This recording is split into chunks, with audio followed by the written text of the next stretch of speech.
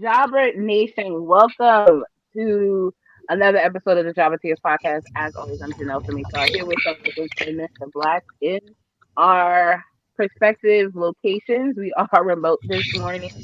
Um, we want to shake things up a bit, give you guys a at-home edition. Also try to save some money. Please and thank you. As we do have Jobber Slam 4 coming up in less than 90 days. We just announced yesterday Alex Kane will be making his way to Java Slam first. Shout out to Alex Kane and the Boombayeh Nation for joining us this year again. Boombayeh, Boombayeh. That's I don't think people understand, like, outside of the wrestling like realm. Shout out to them. Cheap plug. The relationship that you cultivate with like talent is like super critical. Like, so I have such a deep appreciation for Alex King, because that is the fam. Like, he's always been super supportive. He shows up, he shows out. So I appreciate him for Nah, joining us. he a good dude. He a good dude. He a good dude. Nah, that's a solid guy there. So shout out to him. Make sure y'all continue to support him in the Boombayah movement. Um, we are hoping to drop the actual fire, I think, later on today. So make sure you guys keep on the lookout for that. Yeah, What that else shit. is going on with you That's your guys file for what? for the show? I already dropped it like yesterday. Drop the No, fire, Huh? or you got the Alex Kane poster. Oh, so why would you just drop the flyer now? We on live. Want to show the world what it is? Um, so go ahead. Seriously, go ahead. Show the world what it is, dogs. Show the world what it is. Hold on. Let me delete a few pictures. no, we waiting for this. But those are on the live feed. Thank you for joining us this morning, this afternoon, this evening, wherever you may be. We will be talking about both the wrestling's taking over Memorial Day weekend, with tomorrow having the King and Queen of the Ring pay-per-view out in Saudi. It'll be a start time of 1 p.m. Eastern Standard Time here on the East Coast. So make sure to tune into Peacock for that. And then we'll be at Legends Sunday night for AEW's Double or Nothing 5-year anniversary show. Make sure to come out RSVP, because it does kind of get a little busy for AEW now. But I know it's more because people don't want to spend $50 on the pay per view, so they rather spend $50 on enjoying All themselves. right. Y'all ready for the flyer now? Did you want to play some music before you did it? No, you want a No, I'm drum just roll, Oh, kidding. okay. We can play some music. I get some music. but something Like what? appropriate Actually, to the theme. I actually want to not cut this part out. Okay, So don't play go the ahead. Oh, music. okay. I'm sorry. All right, let's go. All right, ladies and gentlemen, there you have it. Jobberson 4, Saturday, August the 24th. Make sure to get your tickets now.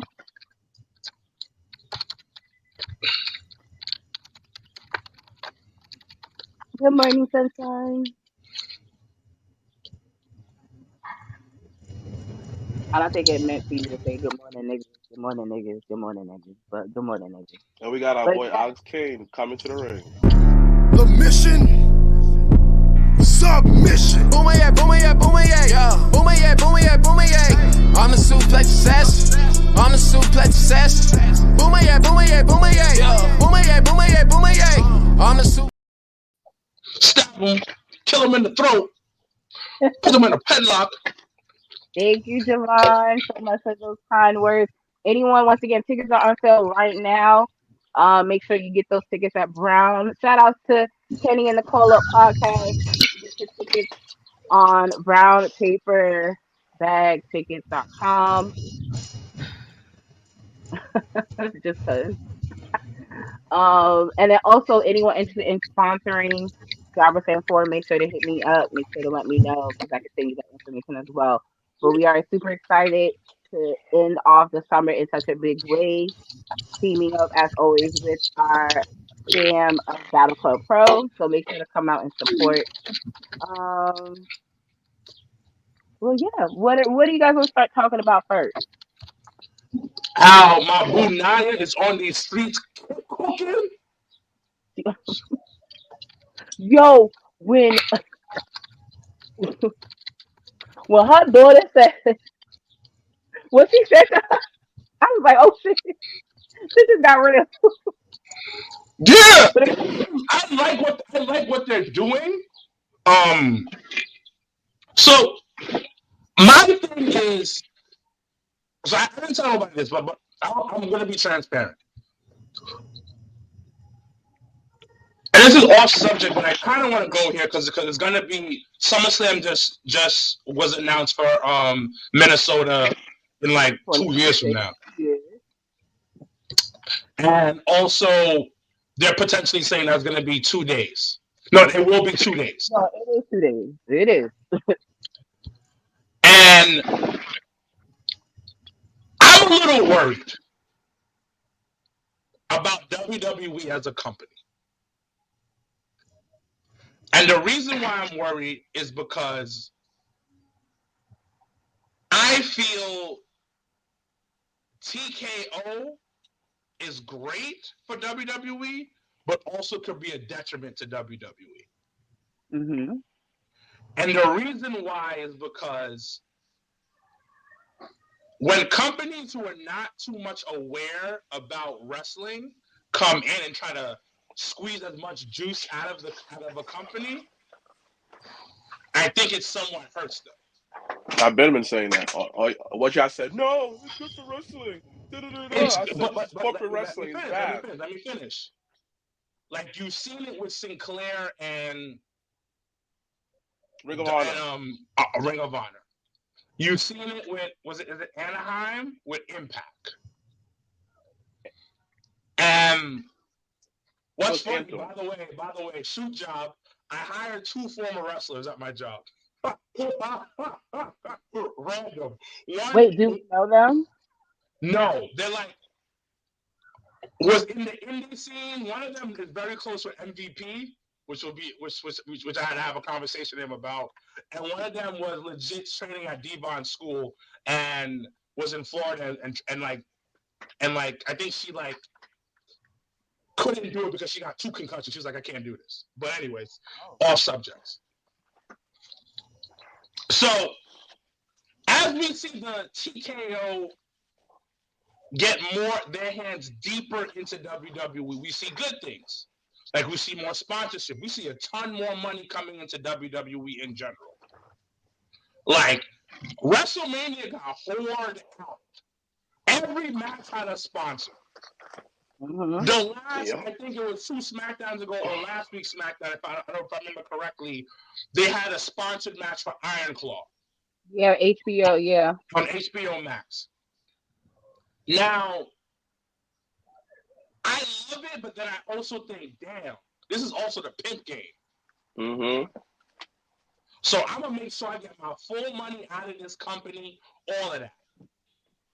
And sometimes when big companies come into another company, the company kind of loses its culture. Good or bad, whatever, or indifferent. So as I see TKO get more involved in WWE, even though they say that WWE is going to run on their own, they're still going to want that bread out of WWE. So I'm just a little bit like, what they're about to do. Now, I could be totally wrong, but I would love to know what you guys think about that. I mean, like I said for 1,001 times, and y'all looked at it and was like, no, they're going to be fine. It's just corporate wrestling. So a lot of stuff that Vince okayed, like all these legend deals, you might get less. Or we'll make you work harder for these legends that you have. You see how these legends go always on any podcast, still work indies, get their bread. You don't know if TKO might come in like, yo, nah, we paying them X amount of money for what? And they barely be doing anything for the company. We don't call them for special events. Nah, we're gonna make them work their ass off. So expect changes with that. So having certain people, all these legacy wrestlers, legacy people, because with any new company when they come in, certain people been in the company forever.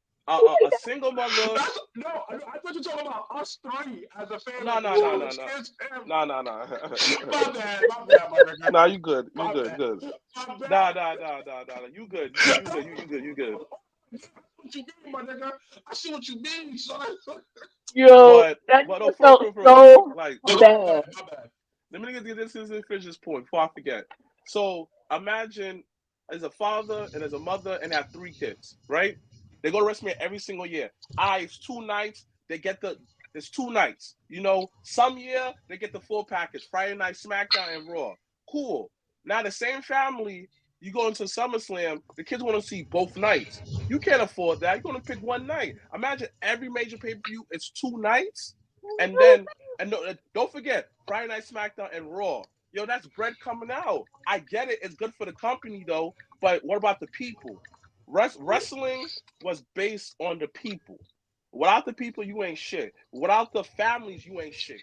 So See, I get I it. think, but I think to that point though, I think because they've seen the low key, they've seen the success of WrestleMania being 2 days. I think this is the once again we're in that adjustment trial period where they're like, all right, if people could do 2 nights for Mania and it's spring, early spring, summertime. It's the end of this. If it's let's say the end of summer, for let's say whatever, or the beginning of August, they know that August, if you do not know, is probably the most travel, one of the most travel months of the year because you got to remember it's the month before kids go back to school most of the time.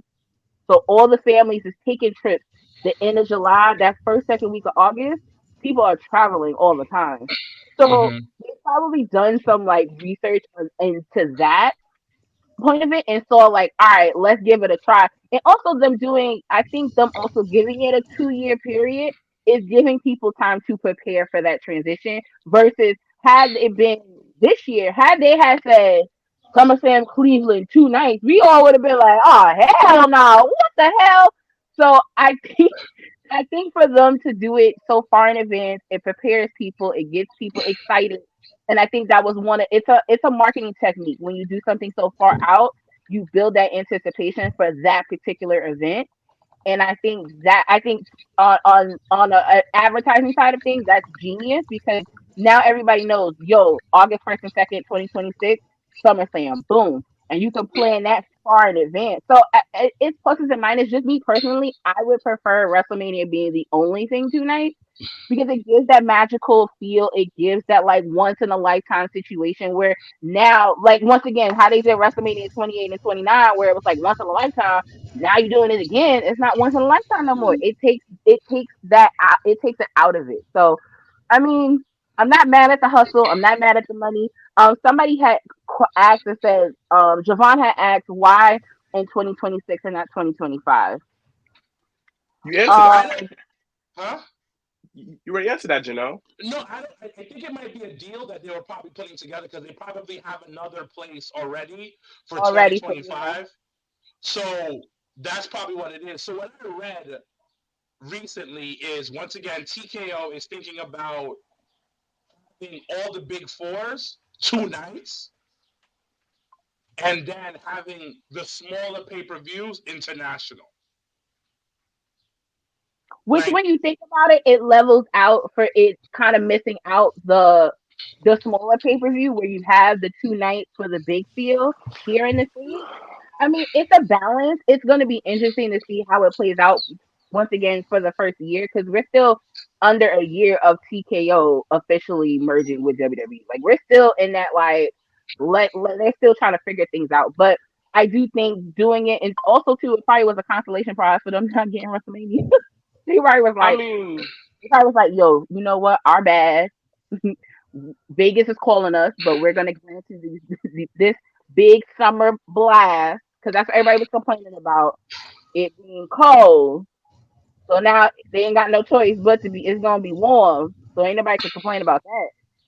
I But mean, we'll see what happens. I I mean, don't know. like, I get the concept though, but it's just like, then I don't know because it's kind of like, why do I need to go to Raw or SmackDown then? You understand? Kind of makes no sense. It's just like they don't have much bread, like, and tickets are not getting any cheaper. They're getting more and more expensive. You feel But me? see, but And that's why they want to encourage people to do 2 days 2-day ticket combos, or they're really going hard on that priority pass shit. So they're trying to focus on packaging things. So it in doing that, it as an advertiser in packaging things, it makes life a lot easier for people to buy into. So, like for instance, they're doing the sale for SummerSlam now for the priority pass, and the deposit is $500. Now, where that seems crazy, but the fact that you could put a deposit and lock something down that includes not only the ticket for both night for SummerSlam, but meet and greets, breakfasts, like these type of package deals, I'm mad you it'll said a gravitate. $500, a cheap $500. Like No, we no, no. all know That's just that. the deposit. No, no, no. That's not. First of all, that ain't cheap. Second, that's only That's the what I'm saying. deposit.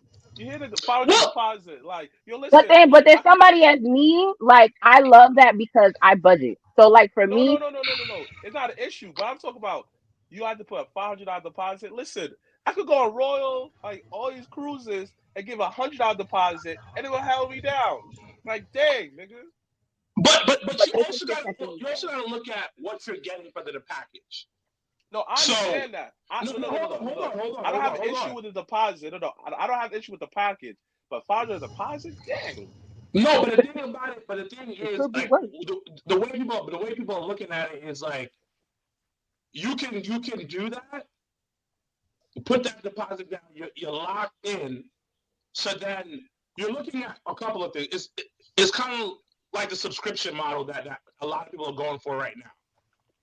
If I get, I don't know, I'm gonna make up a number, 100 people to lock in $500, right? Now that $500, 9 out of 10 is not refundable. No, Yeah. So I put the deposit down. Let's say it's 100 people. Only 80 can actually finish paying it off. I still got 20 people that pay me $500. Mm-hmm. So I get what you're saying, the high price of it.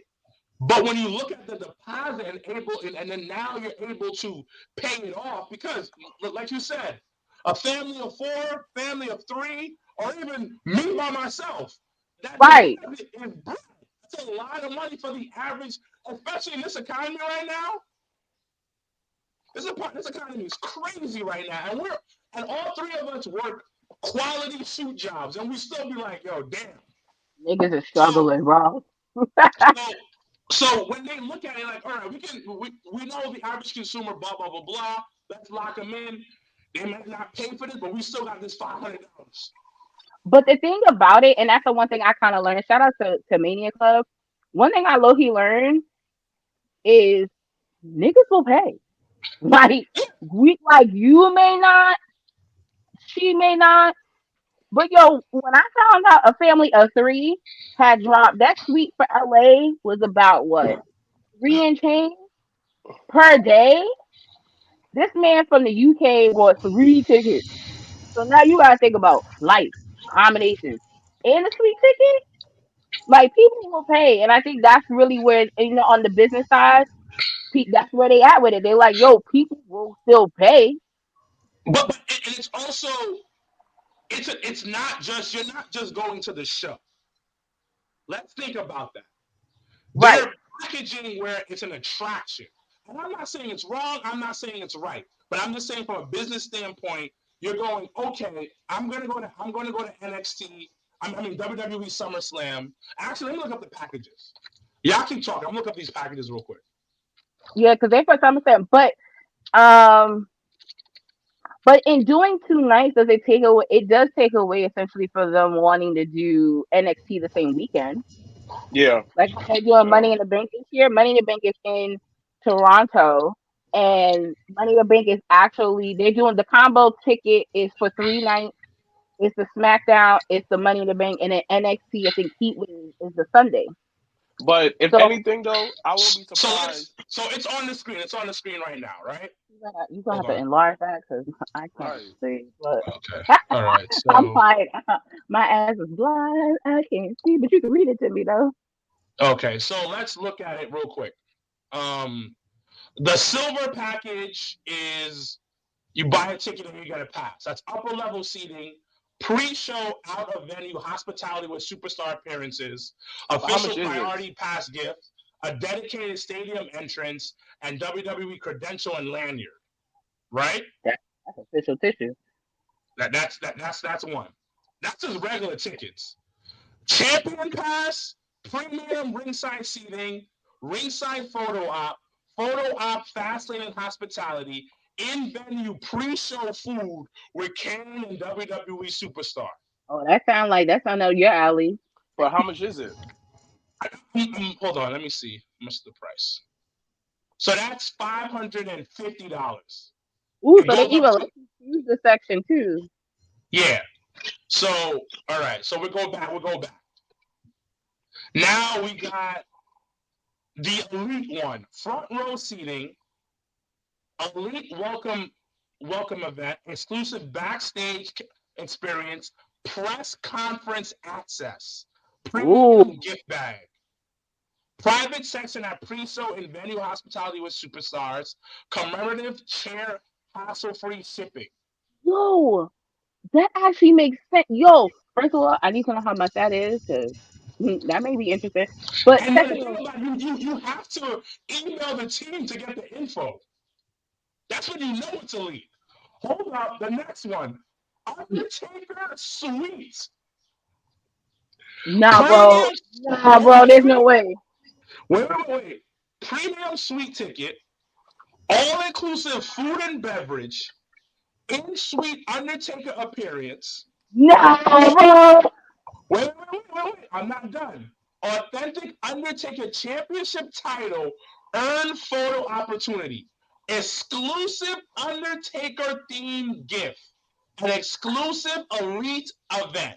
How much is this? Yo, how much is that? This shit is $6,000. Damn, Mark. Yo, so two things. If y'all have not tuned in to his podcast, It's that actually fucking pretty good. it's actually really good. Like I had watched the Mark Henry episode because that was the clip going around how Mark Henry was talking about how he was gonna kill Shawn Michaels. So I had watched the episode. It's actually really, really good. Like I'm actually surprised at how well it is with Mark. So, but Yeah. 6 grand, nigga, that's No, rent for I'm what? sorry, 6,500. Oh I my! mean, I mean, like But that's honestly, an experience, For though.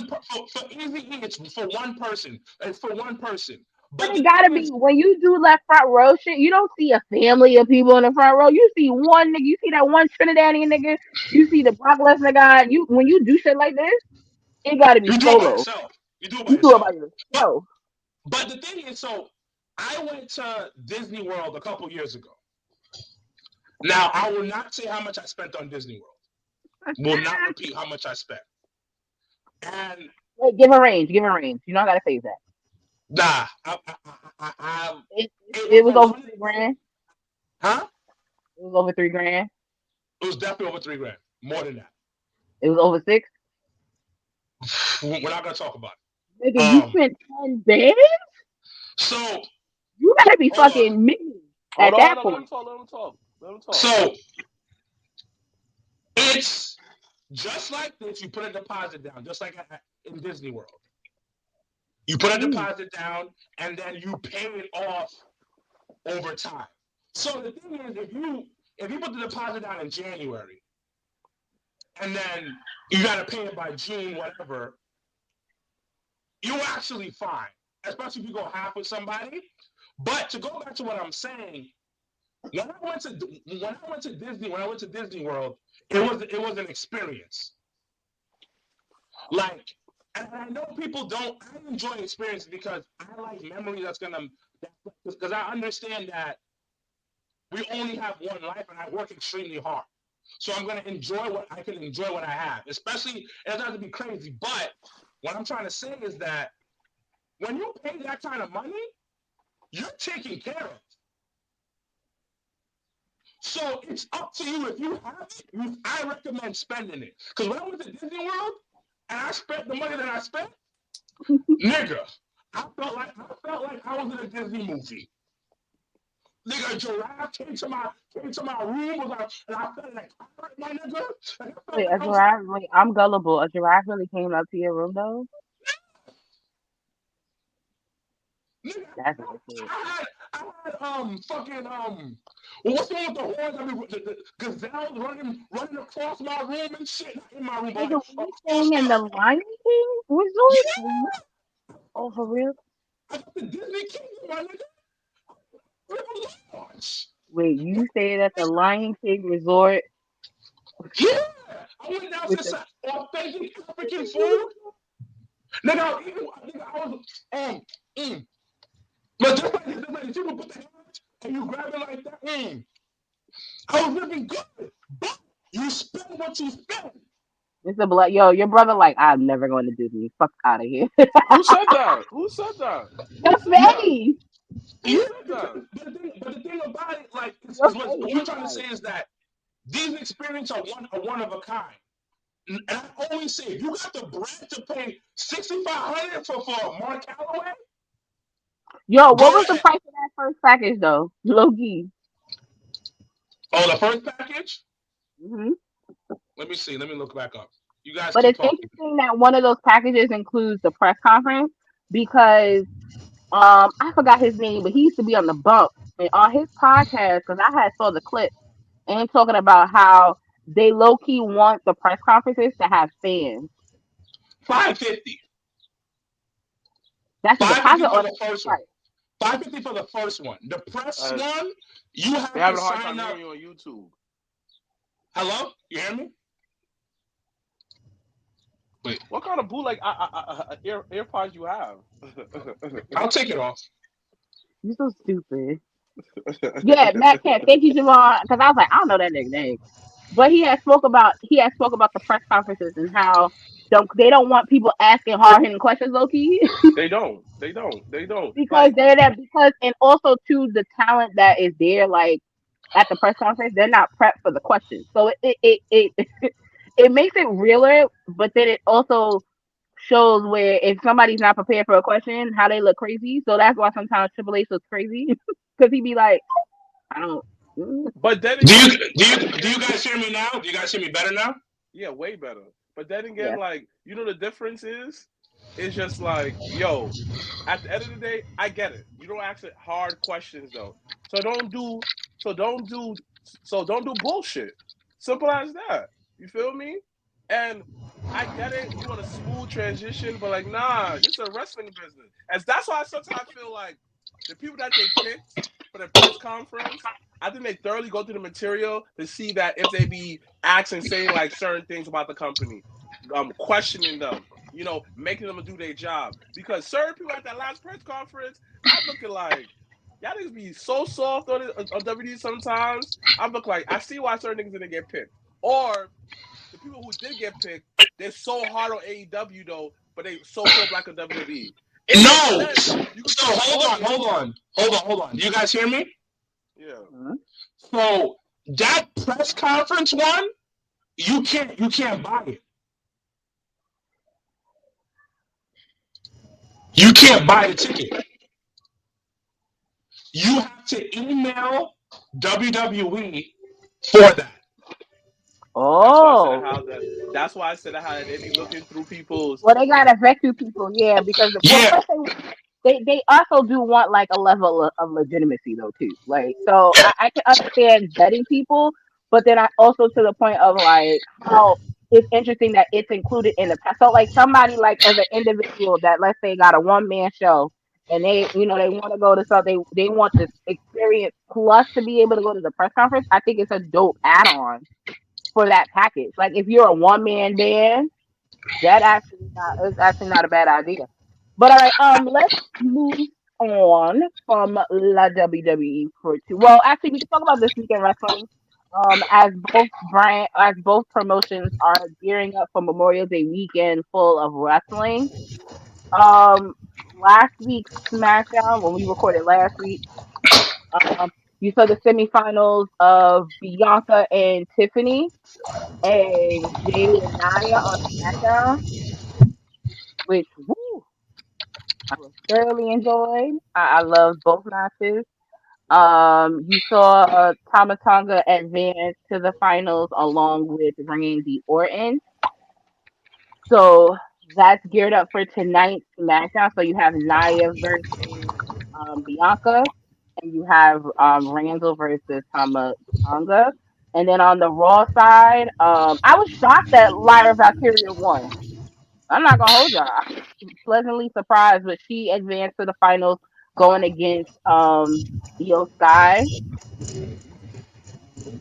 Um, but what are your actually my question to the table is what are your thoughts on Triple H, I believe yesterday at the press conference in Saudi had announced that the winners of the King and Queen of the Rings will get title opportunities at SummerSlam this year. So like we've now made King and Queen of the Ring once again that prestige of winning it and getting something out of it. So does WWE have an event tomorrow? Yes, they do. Have it on. They do. King of the Ring will be on Peacock at 6 p.m. Eastern Standard Time. But what are your thoughts on now the winners getting a title shot at SummerSlam versus at Clash of the Castle, which is before SummerSlam? I Nigga. mean, I mean, I mean, that's basically keeping the ring 1-on-1. You know, it goes back to the greats, Brock Lesnar, Owen Hart. It just makes sense. You feel me? Like, Clash of a Champion is kind of a B pay-per-view at this point, and Clash of a Champion is not a WWE pay-per-view. So you want it at your big 5 pay-per-view, SummerSlam. It's just like that's how it should have always been. They just switched it up because events be kind of iffy, but I don't see nothing wrong with it. It goes back to like why you fighting for the King of the Ring for like bragging right? Oh, I'm King of the Ring. I'm walking around with it. That shit is trash when they did that. But having the fact that yeah, I on top of that, I'm King of the Ring. It makes sense because if you are King of the Ring, you want to see all right. If you are really King of the Ring, all right, go fight the champion now. It just makes sense. Okay. So look, is your thoughts on the winners? I mean, number one contenders. Uh, so I loved it. When I saw the announcement, I saw it on Twitter actually. I was so stoked about it. I like I always say, attitude era baby, ruthless aggression teen.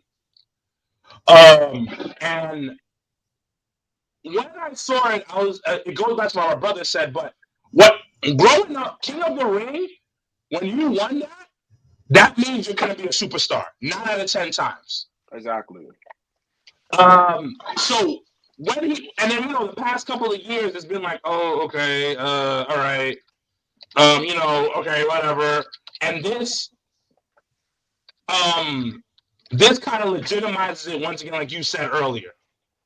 So actually, let's go through King of the Ring winners and see if they were ever superstars. You want to look at it real quick? We can, but I also want to follow up a question to you guys. Would you have rather that announcement be made at the beginning of the tournament or when it happened yesterday? No matter. When it happened yesterday. Oh, really? Okay. Because now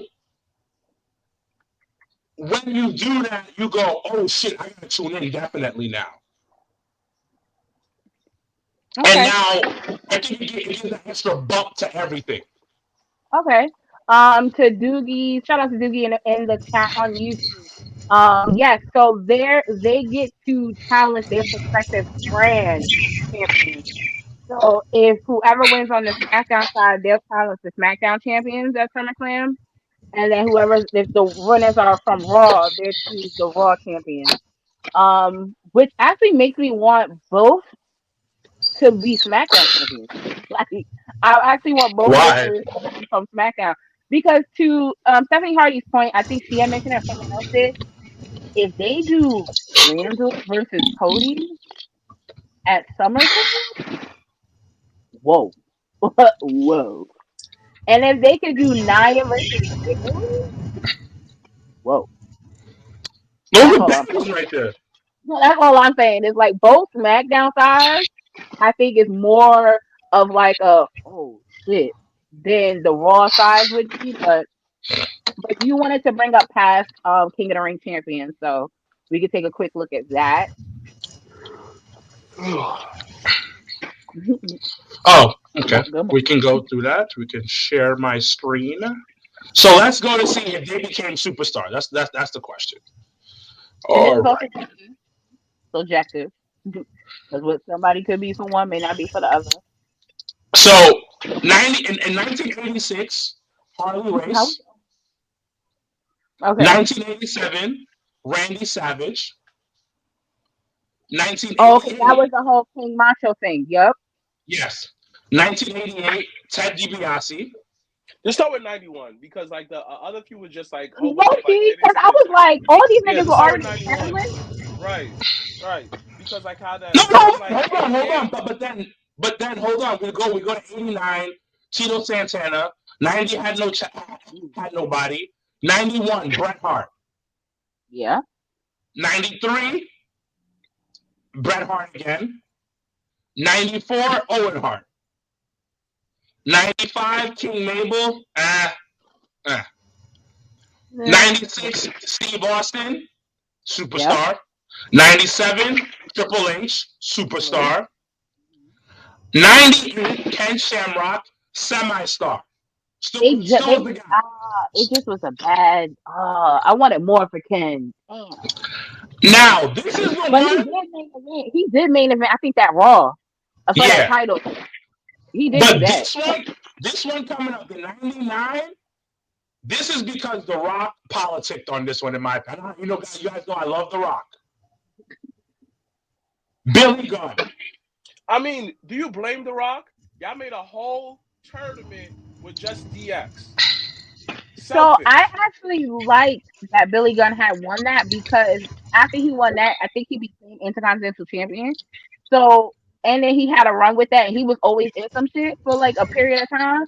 So I do think like So for let me that ask you a period of question. time, it was Let me ask you valid. a question. Let me ask you a question. Name a memorable thing that Billy Gunn did as IC champion after he came to the ring. Well, he had the match with Rock. No, am I tripping? I didn't ask you that.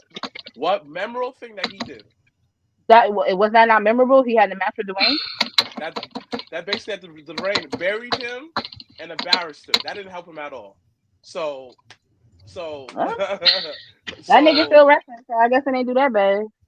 Yeah, come on, Janelle. 2000. You moving the This is goalposts, when dogs. these next few years is when it kind of popped, in my opinion. Like, if you look at it from 96 to about 2006, King of the Ring was something. So in 2000, Kurt Angle, we all know what Kurt Angle did. Well, there you go. He didn't So when win. did Booker T win it? Wait, hold on, I'll get to him. Oh. 2001, Edge, banger.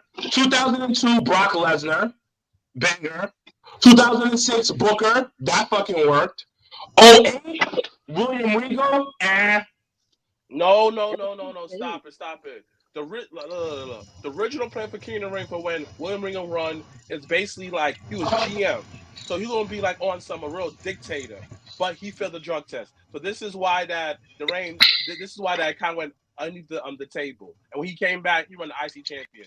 So outside of that, that was his own doing. Failing the drug test. So when you look at it, and then you have who keeps moving something? You I'm That's No, your it's audio. you. I'm not moving. That's your audio. All right, hold on. You don't got to be so mean about it. Jesus Christ. That's what You got to be so. Yeah, they got to be so angry. it's because it's before 12 o'clock. Oh, there it is. 12 o'clock. Hello. Yeah.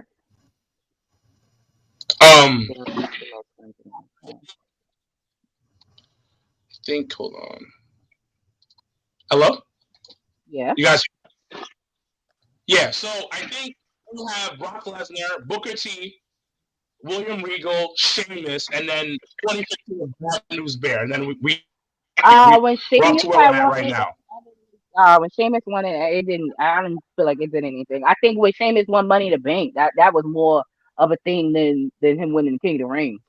It was PG era. So literally, all he did was just got a new crown, lost all the time. Bad News Bear did the same exact thing. He kept on losing, and then he got it sucked. It sucked, and it just went away. I think that no offense to Xavier Woods, I didn't think that Vince made him win it on some like, hey, I didn't make you champion, but close enough. Well, so I think, to be honest, I think they gave it to him more because he wanted it. Like, he was the number one person advocating for the return of King of the Ring at that time. Like, you got to remember that. So like, he pushed for the actual tournament to come back. So it would have been, Loki would have been trash on their part had they not gave it to him when he was the only one advocating for it. So, but I'm glad that he did advocate for it Oh, because I think don't forget, Baron Corbin won. oh, when he was King Corbin. So you know what? That wasn't that bad, but it gave us. I think it showed a different side of Corbin, but I think people that still wasn't fucking with him didn't fuck with it. So I don't think it mattered. Someone But said that I think Sheamus. Someone said I think Sheamus was the last one to wear the cape and crown and had a throne. No, it wasn't. Every person got a cape, a crown, and a throne. Yeah, when Wick won, so yeah, I don't think. But once again, I think Sheamus winning that King of the Ring didn't make anything. I'm not like gonna. it did nothing. Like you feel I'm me? not gonna. I'm not gonna hold you on that one. No. It was But like honestly, I felt that the King of the Ring became a curse after a while. Like bad news, terrible. Sheamus, terrible. Baron Corbin, you got King Corbin again. It's not his fault. It's the booking. And then out of that stupid bullshit, you got Shorty G. Really? You turned Olympic gold medalist into a 12-year-old kid? If he didn't go through Shorty G period, we wouldn't have the Chad Gable we have today. So I don't take that back. No, because no. I don't mind the name, but it was his outfit was trash. He looked like a 10-year-old boy. That's the only thing. Like you always said, aesthetics is everything. Why are you dressing like that for? You look stupid. Because his name is Shorty G. No, that's dumb. Like I get the name, but you're tired. Okay, you got a big G on your chest, nigga. You're not 10. That tie was ugly. If you think anything differently, you're bugging.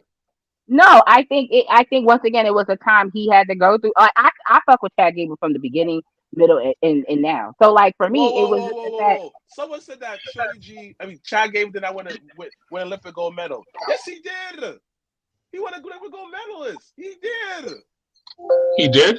Yeah. Okay, wait, look it up real quick just to reconfirm. Because I feel like he did. But not now. Not how they used to use as the kingmaker. What does it really mean today? Well, to Eazy-E's point, I think they realized that actually, I think on their end, and that's why I think they decided to make the winners become number one contenders for the belt for the biggest summer show that they have. So, but I love. He didn't win a gold medal. He didn't? No.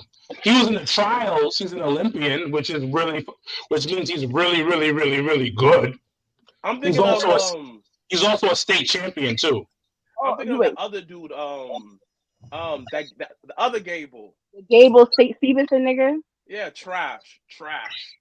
But he didn't like wrestling. Like he didn't gravitate to the actual I could tell. Like his whole energy, when I used to watch him, it felt forced. Like when he came at Kurt Angle, it's like he ain't feeling this. His brother, on the other hand, he loved wrestling. That's what me and Mikey go back and forth about because I'll be like, but then he'd be like, nah, he really be in it. And I'll be like, He's better than his but brother. I'm just mad. He definitely is better than his brother, hands down on that one.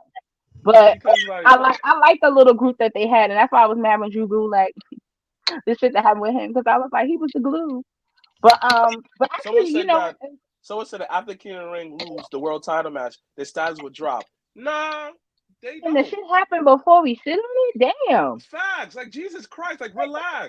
Damn, not everybody, relax. Even if it's a loss, it doesn't mean that it doesn't either value them or it won't be a moment for them. Like I think for almost let's give or take 15 years later, for if there's a chance of Cody going against Randy Orton, how big that is for the both of them, and how that may even more add a legitimate run for Cody's title run. Like they just don't it doesn't always have to be like they're back into the abyss. Like this shit ain't even happen yet. Yeah, like relax. Like the fact that for the last couple of weeks we had tournament matches that wasn't like 2 minutes, were legit 10 minutes and more. The fact that they won't do nothing for nobody. Stop that cap. Stop it. You don't really like. I compare it to like NBA basketball, right? The Knicks, right? We lost in 7 games. That loss did not devalue the Knicks. It showed the fact that, yo, they are fighters. This is old school Knicks players. People are feeling this. So we build on this. Stop looking at it as a loss as like once you lose, is that's it. No, that's a losing mentality that you have. There's no such thing as L's, but lessons. If you learning from the loss, how you losing? You gaining so much experience. So stop that whole low vibration thought about if you lose, the stock goes down. No, it doesn't. No, it doesn't. So let's actually shift. We're still in WWE land a little bit. So they had announced that Sexy Red, bend that ass over, let that coochie be firm.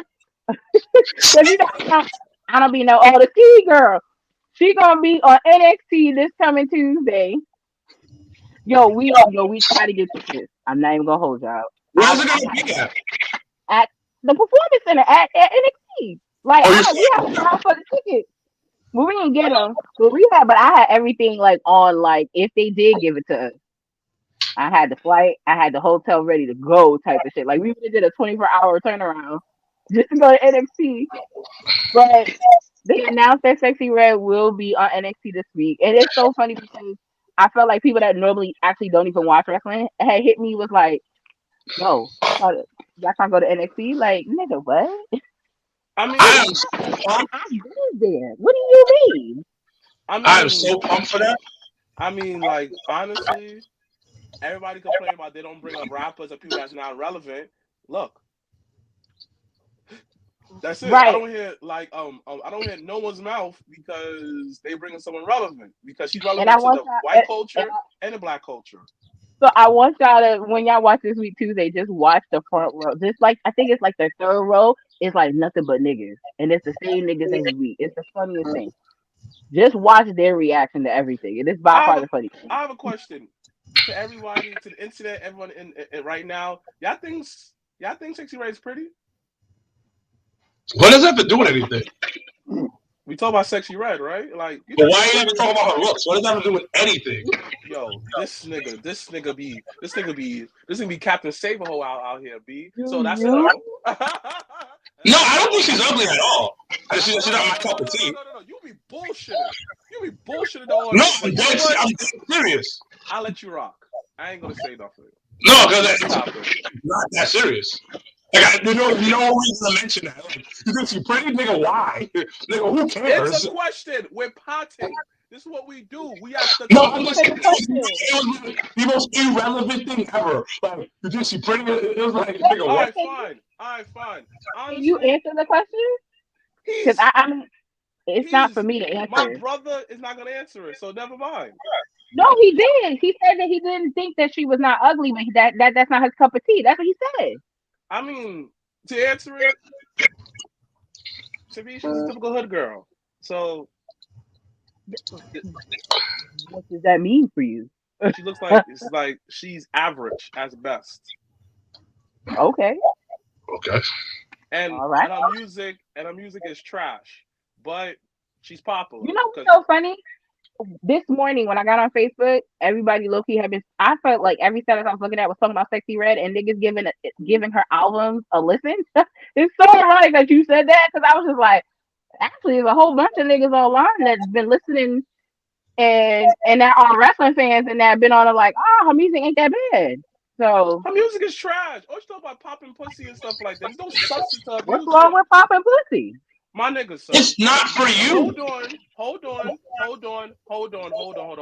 Let me finish. Like, literally, how the music industry is right now for women is fucking trash. There's no true diversity in it. Every time I turn on radio or a new artist, they all look like Cardi B, Nicki Minaj, or I give you throwback, old school Little Kim when like she was dark skinned. Like, there's no substance to these women music. And that's what I'm saying. Like, I like women rappers. One of my best friends, Alex Mackey, check out her single Pootie Tang out right now. I like bars.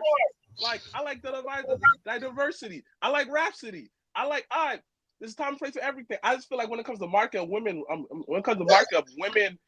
anything, if they're not OD sexy, they're not selling. They're not talking about popping pussy or sucking dick. They ain't selling. Once they start talking about stuff that was substance, I ain't feeling her. She don't look all that good and stuff like that. So it's just like, I'm just saying, like, y'all, I mean, y'all love it. No, well, I don't. See, hold I on, barely. hold on, hold I on, barely know the hold girl. on, hold on, hold on. Y'all love it. That is And y'all. y'all love it. Y'all love it. And at the end of the day, if it brings eyes to the product, good or bad, people are still watching. And does it fit the aesthetics of NXT? Yes. It showed that diversity of women that they had that could bring in. Cool. That's it. And would it be cool to see her like kind of wrestle, kind of tussle a little bit, get like a hit on? Yeah, that would be cool because shoot, blah blah blah. But it's just like I didn't get excited. I was like, all right, cool, Sexy Ray's coming. Anyways, like I didn't start smiling. No, like I just didn't. And you probably think, all right, who do you think is beautiful? If it's another baddie, like Alicia Keys coming on NXT, Alicia Keys coming on NXT, cool, blah blah blah. I don't know. I'm just like, whatever about it. It's cool, good for the brand, money well spent, cool. But for me personally, though, it's not gonna make me watch it or not. That's why. I like it because of what it does. Her music is not 100% for me. I don't think she's the greatest when it comes to that. But like I said, I think it's dope. I want to see what they do with her. There's plenty of rappers, female rappers who speak lyrical, who kind of combine both. There's plenty out there. In my opinion, like but that's everybody's choice of what they want to do. So, but it's gonna be cool. It's gonna be fun. You was like Ratchetness, that's why. No, nigga, I like it. That's why. I like. Well, nigga. I see your album, nigga. It's either go from like boom, boom, boom, shoot the nigga in the head to like let me love you. Oh, listen to R&B and ratchet music. So that's up. No, that's not true because I put most of you niggas on Rhapsody. No, shut the fuck up. Which album did you listen to? You never hold on. Name two songs from Rhapsody. Name two songs from Rhapsody. Don't look at your phone. Stop it. Stop it. Don't look at your phone. So stop lying. lying. Give me two songs. Stop lying. You never give me two songs from Rhapsody. No, because like you're lying now. All right, then, nigga. You know who Jim Gray is? No, no, Jim Gray. All right, move on. Let's move on. You never put me on to no rappers, guy. The only rappers you ever put me on into the ratchet, like you put me to like Griselda. You never put me on to no female rappers. Stop fucking. Not ratchet though. We talking about rap that you put me on to. But you conversation on to Griselda. Oh my gosh. You missed the whole point. Like this is the point over your head. The most recent album I haven't listened to though. But Glorilla's nice though. I like Glorilla. She can actually spit. But let's go to the next thing. All right. We'll be talking about bend that ass over. I guess we can go into for my people. You said what? Nothing. You sure? All right. So before we get into the predictions, we can talk about AEW real quick on Wednesday night. Their go home show for their 5-year anniversary. Double or Nothing pay-per-view. As I told Wilkins actually before we started recording, I realized what my biggest issue with AEW is, and it's the producing of segments. It's the what segment? It's the producing of segments. Wait, before you get to that, how you feel about this? I can't see it. You got to read it. It's on the screen. I can't. I'm on my phone. I'm telling you I can't see it. You got to tell me what it says. It says MJF signed a contract extension with AEW. But they been had said that he had did it back in 2022. They have been said that. But once again, you got to take everything with a grain of salt. But I mean, the rumor is that he may be returning by Forbidden Door. I guess we shall see. So let me ask you a question. Do you think Yeah. AEW missed MJF?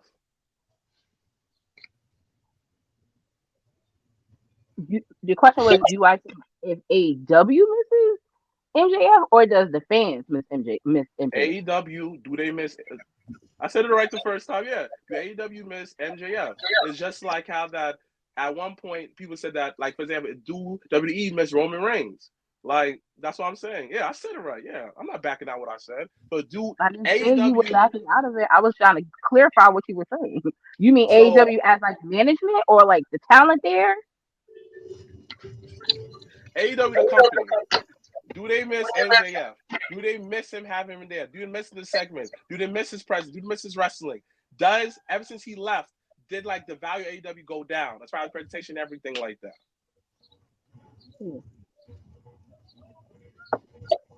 Um, I don't know. Actually, I can't even. I'm pretty 50-50 on that. I think more fans maybe miss MJF. That's why I was trying to ask. Were you asking more on the corporate, like the company side or the fan side? But I mean, I think on the company side, they may want him to come back because he is a draw. And he's probably outside of when Punk was there, he's the biggest draw that they have. So I think as a company, they do wish that he's back, but they had used him all last year, so they couldn't use him no more. So I definitely think the time off was necessary for him. And it's like one of those things where if you take somebody off for so long, when they do come back, it means something. So I think the fans miss him more than the company does. But So let me ask you a question. Does it make a difference in ticket sales if he comes back? Because according to my brother, I he was a needle mover. Like, he wasn't selling tickets like that. I think in the beginning it will, but then I think once again it'll plateau. Because once Personally, for again, me, because he's been out for so long, I think people would buy into like whatever between, let's say if he comes back from the door, people may buy in from June to the end of August at least, but then after that, it may once again it may plateau. It may just even on out, but because they did move what all out 2 weeks, so it's not the weekend after all in. It's 2 weeks after now. that's stupid. But Why you think it's stupid? because that's worse than WWE. At least with WWE, you get all these major pay-per-views, like the all the major one. The next all the major one go 2 nights eventually, right? You knock it out 2 nights. Like, you knock it out that weekend and that's it. You feel me? Now, compared to like having like another 2 weeks, you gotta spend more money on flights, more money on tickets, all of that shit. Like, to me, it's stupid. It's like how it's just stupid. When WWE do it, I thought it was stupid. AEW doing it, it's just stupid. That's it.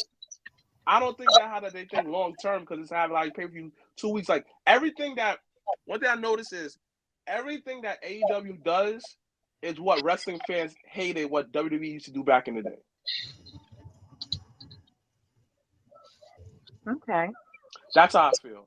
I feel like right now AEW is right now a lot of stuff is progressing a lot further because of social media, the pandemic, whatever. But AEW feels like an outdated company right now, as far as everything wise. It feels like it doesn't feel like it's stepping into the future at all. It's being comfortable to how wrestling was in 2019. That's how I feel. Like, some of the segments, it don't have no umph to it. Like, some of the things be cool, but next thing you look like this is not that good. The wrestlers don't feel like athletes. They feel like indie talent. You feel me? Like, they don't. There's no pizzazz to them. Like, and I feel bad because they have the money, but they just don't do it. Like, AEW really feel like a relic company already and only been around for 5 years. That's how I feel. Like, Impact feels like a bigger deal right now. Everything that they're doing, they're putting the money behind certain things. Everything, like, I don't know. It's just like AEW to me. This is talking for a big fan of AEW. It's just like it's not interesting to watch anymore. Like, it doesn't get me hype on Wednesday night where, like, dang, they stay up to 10 o'clock, even though I got work in a couple hours to watch it. I catch the highlights. Like, even the highlights don't feel big no more.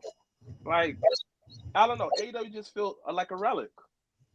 But that's what I wanted. We had watched it last night because I was like, come on, let's watch it because we actually hadn't really watched it in like 2 weeks. Like anything the past 2 weeks, I've watched clips because this nigga ain't want to watch AEW. He wanted to play my GM mode, and I wasn't mad about it. So we actually like consciously watched it this week, and there were 2 points of the show where I was like, had this been done differently, I would have totally appreciated it more. So the first segment was the whole Alistair Black and egg situation with the blood, with the corn syrup and the red colored dye situation. Now, what I said was, and this is just me, had they had the lights flicker and then the spotlight went on Alistair and Edge was on the screen talking to him, like he could see him talking to him from the screen, and then had he said what he said in all the creepy I'm Edge and hardcore because now my match is a steel cage barbed wire match and I don't understand now I'm death matchy. So had Edge said what he said and then the lights had went back out and then when it came on he was dripping the blood, that would have hit for me a lot better than the whole pouring of gallons of whatever the fuck that was after the fact. And I was like, what the Fine. fuck? That segment, right? Another thing that I feel is so like, what the fuck they doing? My nigga, you have AEW versus the Elite. The Elite have not done anything to make you feel like AEW got to fight back. Literally, there's no meat to the story. What did the Young Bucks did? They haven't been terrorizing nothing. They only terrorize their friends that they be cool with. My nigga, that shit is fucking whack. Day O'Brien joined into the beat. My nigga, why are you AEW for? It should be Yo, yo, that is one of my biggest gripe with that whole match. I was like, if we're gonna just be honest, Daniel Bryan is not Team AEW. Like that nigga he's not an original. So what were we talking about? Like in all honesty, if had y'all really played on the pillar situation, because I do like that Darby was added to the match. I did like that. Yeah. But Daniel Bryan don't scream Team AEW to me. FTR being as cold as they are to the fans don't scream Team AEW to me. So I was just sitting here like, well, I mean, if this is how y'all want to do it. But I'm glad you have brought that. I'm glad you have brought that up because that was the other segment that I was like, had they did this differently, because they lost me when Tony Khan was the damn Uber driver and dropped off Darby. I said, what the fuck? I said, what? I said, yo, had they did this differently, and once again, this is just me. Had they had the car pull up and had Tony Khan come out with the neck brace on first, and then Darby comes out of the car after him, and they walk out together, that would have hit 10 times better than Tony Khan, the Uber driver, and this nigga Darby coming out with a flamethrower. And then commentary fucked up because they never mentioned the connection between the flamethrower and the fucking Mad Max movie that they was promoting in the beginning of the fucking show. I said, oh, we just fuck it. Like, I was so upset. I was like, come Someone on. said this, right? They did terrorize Swerve by putting with Christian. What? No. He's just being That's stupid. not even scary. That was a joke. But not even that ass, yo, this like the one they should have been Sammy, Darby, Return Should have been MJF, Sammy. and Ricky Starks. Yeah. I definitely think Sam should have been added instead of Daniel Bryan. I absolutely believe that. Yes, someone said this. All they do is do shit that pop each other in the fucking back. That's it.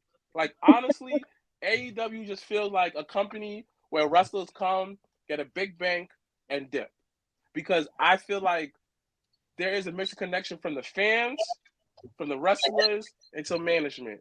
It feels like the Knicks before Tim Thibodeau came on. It feels like the Knicks before Worldwide West came on. Like there's no organization. Like, listen, I love Will Hobbs. You know what I'm saying? I love Mother Nick. I love Nick Name's mom. Fine Bunny. Ebony's forever. Nobody's never. But once again, exception to the rules. Why the fuck they signing pictures at WrestleCade? Why? It makes them feel low value compared to WWE guys. I get it. Get them out there and stuff like that. But it's cheaping the wrestlers, dog. Because basically saying that you did this in the indies. You get signed to a major. You doing what indie stuffs again? Come on, dogs. Come on. Son. Well, the thing is, there's two things that's wrong. The company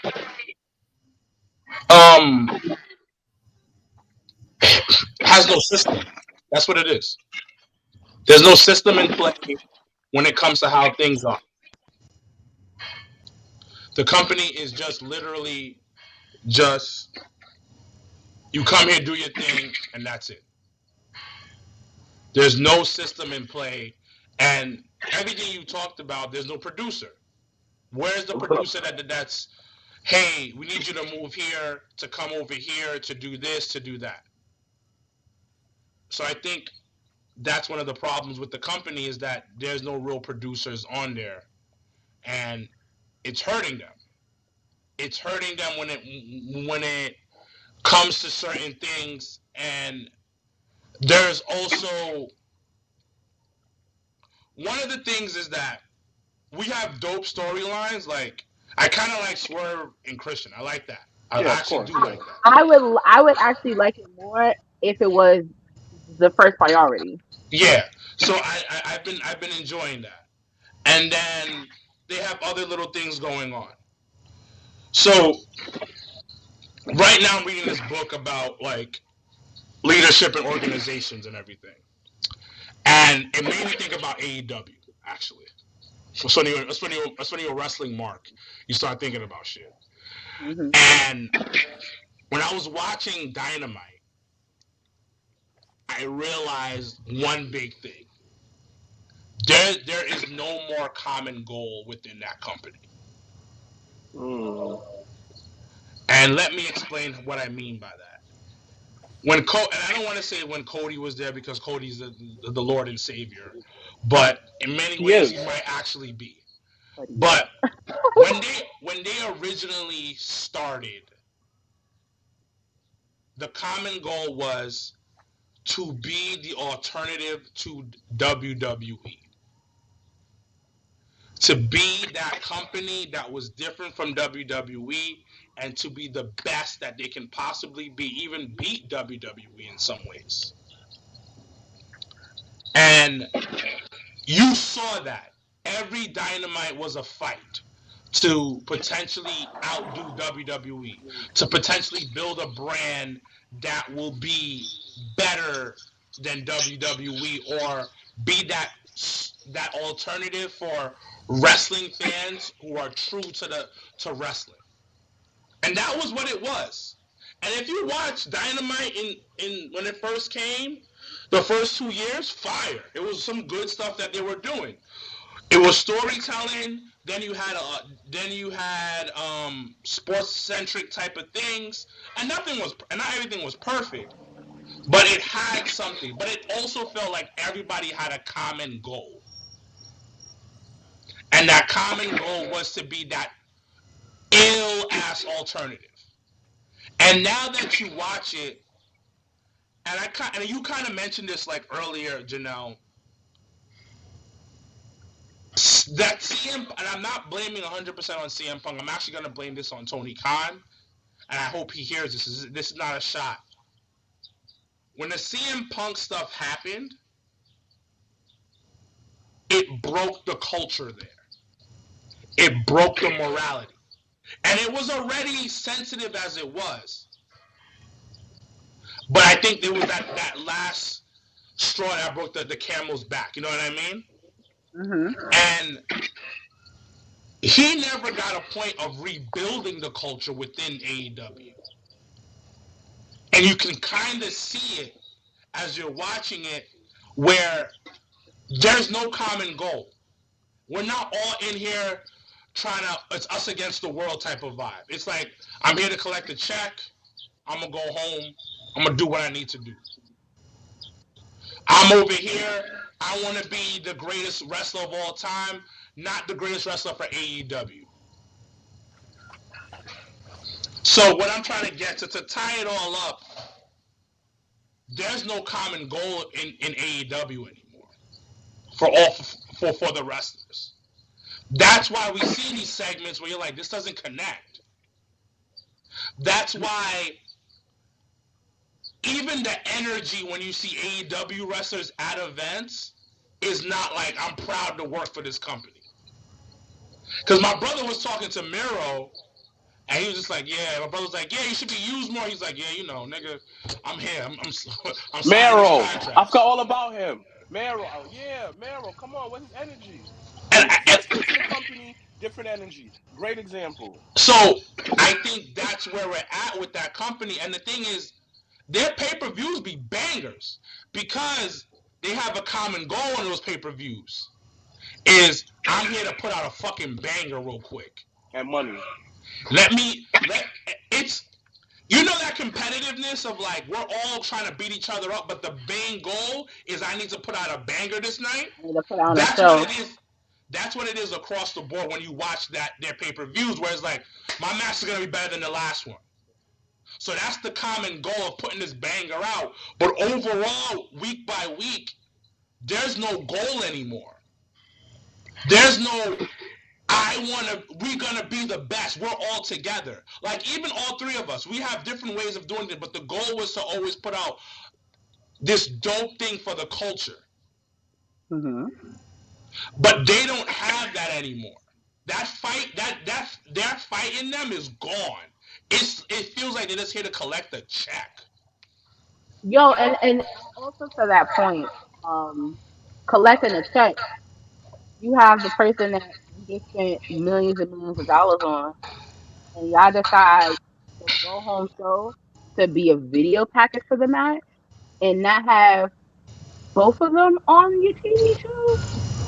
I think honestly that was a slap to Willow and that was a slap to Sasha. Like I was really saying, I watched Dynamite and I was like, so they really not gonna put these brawls on TV? Like the pay per view is not Sunday? Like we're not pushing a triple main event situation, but we leave off the women's match because of what? Like that didn't that didn't that didn't make any sense to me. And also, like I said, continuously they make Swerve's title feel secondary to everything else going on that fucking show. The fact that Moxley's IWGP title match is a thing and gets more TV acknowledgement than Swerve being champion is beyond me. My thing is The this: fucking if you elite thing. And if you were gonna have Team Elite versus Team AEW, why would you not even have your world champion be the captain of the fucking team? like, right, right, like I get he should have a title defense and all, but if the goal was to defend AEW's honor, why would the world champion not be a part of that? or if you're not gonna do the world champion, instead of Daniel Bryan, it should be Hangman Page. That and I don't know what's going on with him, but that actually would have been the person I called once Eddie Kingston had dropped. That would have been the first person I called, and not Darby injured ass. But this shit is just it's you know what it is, and I think every time we talk about it, it's like people just focus on the negative. But it's just I do want to reiterate, like we say the things that we say because we want better for them. It's not even like I genuinely especially because I personally know people that work for the company. I genuinely want better for them. Right, and I don't want it to be the one offs and that's the one thing you remember them on and or you don't see them on TV. Fucking yo, I was pissed that Brian Keith fucking job last the other night. I was pissed. I said of all people, that was who y'all wanted to put into this random ass match when you already knew you was gonna do a triple threat with Chris Jericho and them two. And Why did you do that? You paid all this money to get that theme song. Put you on 4 floors when he Yo, all and came the out. thing no, that song did not. Hype him Yo, up. I was bugged out because I was like, yo, I didn't keep tipping off for floors. What's going on? You pay that big money just to job the fuck out. Which my thing is this way. This goes back to what I've been saying from the beginning. Yo, that playbook that they're reading from, that's a wrestling playbook for the 1960s, whatever. It's old, outdated. Get rid of it. You have all these wrestlers who think like wrestlers, not like athletes. Because one thing that I noticed about WWE wrestlers, they think beyond WWE. They think that how can my brand add to the brand? Because WWE present that to them. Look at Raw. You saw all these people coming in. Yo, this person came at 2:30, 3 o'clock. You saw them. You see how the cameras angle from down. You see how bigger than life they are. You see Walter having a promo. Not Walter. Ooh, sorry. Gunther having a promo, regular street clothes, talking empty arena. You don't see none of that effort that you have at AEW. You have all this fucking money, and you do nothing extraordinary. You spend all this money on these damn hardcore matches, bringing in these hitters. I mean, not hitters, or these hitmen for one night, 2 nights. Save that money, spend it on pyro, spend it on like backstage segment where like, yo, I enjoy that nigga Swerve and Hangman Page fighting at his house. I enjoy those segments. Pay the money. Yo, do all this stuff that you're not doing for the company. Tony, what are you doing? Ring of Honor. I hate the fact that some of my favorite wrestlers, the infantry, know these guys. I follow them on Instagram. See these guys had to put their own clips up for Ring of Honor to show people that they're still wrestling. Make it make sense. What are you doing, Tony? Everybody got on my brother about, oh, Tony buying Ring of Honor was stupid and stuff like that. Yo, they cursed him out. They talk shit about him, disrespecting him, all sorts of levels. A year later, the same people are doing the same type thing. Say, oh yeah, Ring of Honor, the AEW, they should have bought Ring of Honor. But my brother said it. You call him an asshole, stupid, and dummy. But yeah, a year later, you on his dick now? Get the fuck out of here, dogs. I'm just tired of this, dogs. I love these wrestlers, dogs. I love the stuff that when they did for the pandemic for my dude, Cuzzo, main event. Many people eat well at AEW back in the day. Now the same company I fell in love with, a true alternative. He turned to a fucking old school WWE where Vince was in charge. Yo, Tony. No, that's Tony. You're a person of color. Understand how hard it is for y'all people. But I forget. You're not one of us. You'll never be one of us because you come from money. That's the between Vince and Tony. Vince, at the end of the day, though, came from nothing. So you understand the human aspect of people. Yes, he had his way, but people who talk about Vince, like, yo, I love him, he did this for me. He's a human at the end of the day. Yes, throughout the years, he got lost, but he's still the human element. Tony, you understand humans. You understand people. You don't. So this is why the company starts from the head. You like culture, Tony. You nothing but a colonizer. That's it. On that note, we're going to go into our predictions for this lovely Memorial Day weekend filled of wrestling.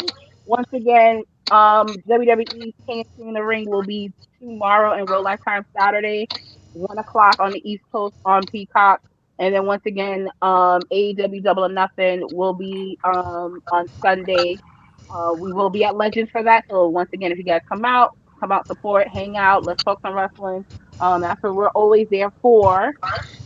But all right, let's start with King of the Ring, those confirmed matches. Um, and I guess we can predict who's going to win from tonight's SmackDown. So SmackDown for the first time is actually going to be it's taped, but it's in Saudi. Like they did SmackDown behind the pay per view, which I thought was kind of dope too. So they never really do that. I think that was the first time they did that. So sorry, what are we looking at for WWE this weekend? As Mr. Black puts up videos and pictures. Oh, no. I don't have it. Like I couldn't get it in time. So Okay, don't worry about it. All right, I gotta go off the dome. So let's get AEW then first then. well, that's a lot harder. So let's get WWE out of the way first. Oh, you had the graphic. Oh, okay. All right, so we'll switch up and do AEW since we were talking about them before we got into predictions. So, we got Orange Cassidy versus Trent Beretta. I feel like it should have been a stipulation added to this match. Like I feel like them just doing the match just flat out with the story, I guess that they've been having. I feel like it's missing something. I do like that Don Callis is trying to affiliate himself with Orange Cassidy. I'm not gonna hold you. I actually thoroughly enjoyed that. But who do you guys have, Orange Cassidy or Trent Beretta? Orange. I think Trent because they try to build him up. I think it's Orange. Orange is my guy. You already know. I know. I love him too. We got the IWGP World Heavyweight Eliminator match. I hate that. John Moxley versus Takesha. Takesha. This is a dumbass match. Yo, I just hate the eliminator situation. Like, I This just. is a dumb ass match. But I Oh. think John Moxley's winning. But this is a dumbass fucking match. I don't. I think it's dumb too, but I think it gives them the setup to maybe doing the actual title match in Japan. Yeah. So there's that. We got I definitely said Edge. Adam Copeland, TNT champion, going against Malachi Black in a barbed wire steel cage. Jesus Christ. Again, why you fighting him in a barbed wire steel cage, man? He did nothing to you. Again, something that Yaya said to me one day, right? He was fighting Techman, right? It was Techman. I was repping the match. I said, yo, Yaya, why don't you go out there until you come and you beat him up? Because, Yaya said, I don't have beef with that man. So you have beef with Aleister Black. Why? How did it escalate into a steel cage barbed wire? How come Aleister Black? How come this nigga got the steel cage match but Christian didn't? He got the I quit match. I was like, what the hell? But I guess Edge will still retain. I mean, listen, if they use them dollars and get Gangrel, I'm not gonna be mad, but it'll be what it's gonna be. We got Will Ospreay going against Roderick. I don't even know why this is happening. Roderick Strong for the Half these AEW. matches could be on Dynamite. Yo, Like half of these matches could be fucking on Dynamite. Like you can actually cut the. Let's just be real. You can cut the Orange Cassidy match. I love Orange Cassidy. They already had the match, though. They already had the match. That's stupid. They already had the match. But it doesn't need to be on the show. So cut that match. Yes. Cut it. Yes. You can cut the IWGP match. That doesn't need to be on there. Like there's no need for that match to be on there. Like see, because they run the trouble of what they have the Ospreay and Roderick Strong. If it's not ending in a DQ and Will Ospreay wins, like, what's the point of the Undisputed Kingdom? Yo, you see what I mean? Like, it's the certain things that's just like, have y'all really thought about the post? Yo, I don't want to talk about this shit no more because it's so like, hold on, let's finish up real quick. We got Serena Deeb going against Toni Storm, who Serena Deeb got booed on Dynamite, by the way. Like, I was like, oh shit. She got booed, but Toni Storm probably wins. Yo.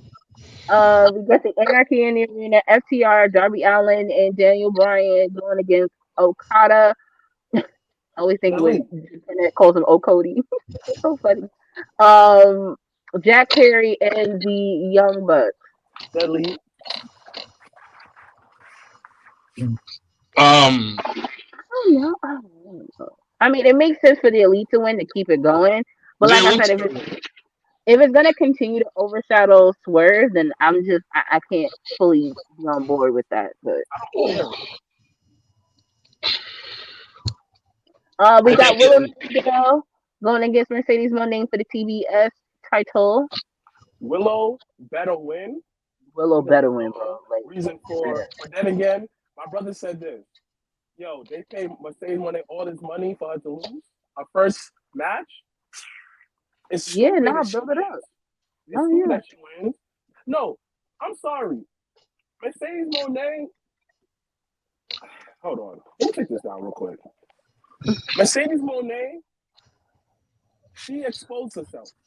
It's just like when what's that dude's name? Not Chad Ochocinco. He's playing for the Giants. That dude's name. Oh my gosh. What's this dude's name? One hand. Odell Beckham. Yes. It reminded me of the whole Odell Beckham. Right? Is you nice on the Giants, but there's nothing to really play for. You feel me? There's no real pressure.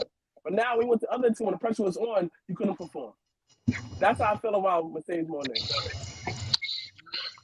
Like, honestly, I feel like she's just playing her own game where, like, hey, I just want to go to all these companies and say I did it. Like, it only profits her, and that's it. That's how I feel about Mercedes Moné. Compared to Well, Willow, I feel like Willow is really trying to build something with the women's division. Mercedes Moné is just trying to get a Thanos ring, like a Infinity Stone out of AEW. That's it. That's how I feel about Mercedes Moné. She doesn't try. It's just I think I what don't know they more. did, and I had heard someone mention this, and I had agreed. I think that too much time was was given, and her still not being cleared. So it gave fans, it left fans low key with a like a misadvertisement type of situation where when she came back in big business in Boston, it meant something. But then it was like that was what March, February. That was what February, March. Oh So shoot! when that happened, It was all that that time has passed, and now you getting the first real match. It definitely became a little stale to that to build it up to what it is right now. So I think, but I do hope that Willow does win. March. It Uh, was March. yeah, see March. So I'm just saying, like March, it's May. You see what I'm saying? So all this time, y'all knew she wasn't fully clear, she wasn't fully healed, and then y'all you still announced her, getting fans excited, like, oh, I'm about to see her, and she has not she hasn't run a rope in AEW. So I don't think that was probably the smartest way to go about it. Then I think then yes, because it was Boston, it made sense. But then that time period of March, April, May, that 90 days of not being able to see her in the ring, I think left a bad taste on a lot of fans' mouths. And guess what? But She can't talk. So it's just like that it made it makes worse. you, yeah, like it makes you like not want to see a debut match. Like Daniel Bryan, for example, right? Yes, he wasn't wrestling for I think like 2 years or 3 years. I don't remember the time frame, but during that time frame, you saw him being entertaining on the mic, from talking smack, Raw GM, on Total Bellas. You saw his entertaining side of him. Mercedes Monet, all I've been seeing of her is a bunch of mean girl stuff. That's Yo, all but I've been you know what? When you mentioned like that, they kind of tried it. They had it on commentary. Niggas was like, this ain't it. Should do the background segments. Niggas was like, this ain't it either. So like all the things that will keep you relevant and entertained, she kind of lacks in, I see. and especially for that audience. So it's just like, ooh, what can we do? They should have Um, kept it off TV. yeah, I They absolutely should have agree. kept it off TV, teased it or something of that nature. And to be honest, I would have built it up for Wembley. We would have teased it a little bit better, had some segments, built up Willow a lot. Willow have like a solid reign. And then when Wembley came around, then you had the blow off, then you had that big match. And that's also my other issue is the fact that she just won that belt. So y'all mean to tell me one of, if not the biggest baby face in your company, you gonna let take this L? Yeah, she about to That's lose why. it. That's why I have a very and that's gonna piss me off. I'm gonna have a very hard time really fucking with AEW if this girl loses, because it's just like, so y'all just made her champion for what? So that all of us can be quiet and be like, oh, AEW did something great. No, I'm not gonna do that. Um, Oh, what's the next match?